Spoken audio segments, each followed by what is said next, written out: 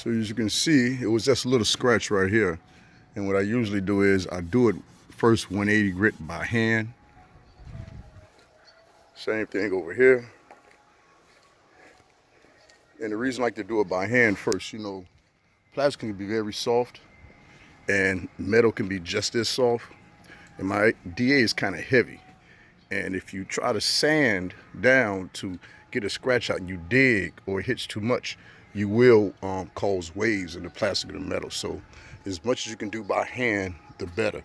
That way you don't beat the car up, because after you paint and clear it, you have a customer looking at you like, whoa, why does it look so wavy? What happened to it? That's because you were digging in with the DA or the sander, and by hand is always best first. Scuffed up.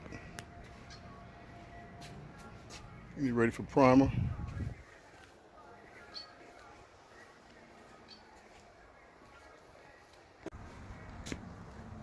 Okay, so I got stage 2 on. Remember, this is a red Pearl Tri-Coat RR.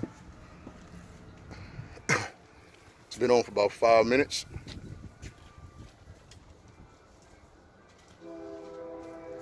I'm gonna let it flash. Clean out my clear gun. I like to clear my clear gun out every couple of days, or actually every day in this heat. But yeah, make sure I get a nice clean shoot. Just spraying correctly. It's something I don't want to mess up. Not too bad. A few hours for a mobile guy. Came out pretty good. Nice shine to it. See where the damage was at. I didn't beat it up because I went by hand first.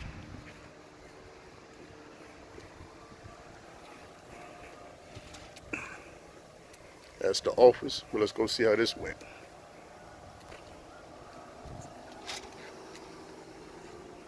Oh yeah.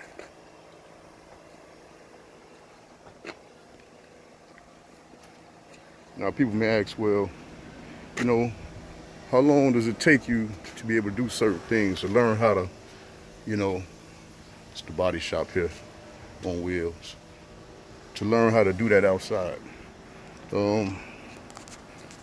Answer, really? You'll know when you know. If you got to second guess yourself, you're not ready.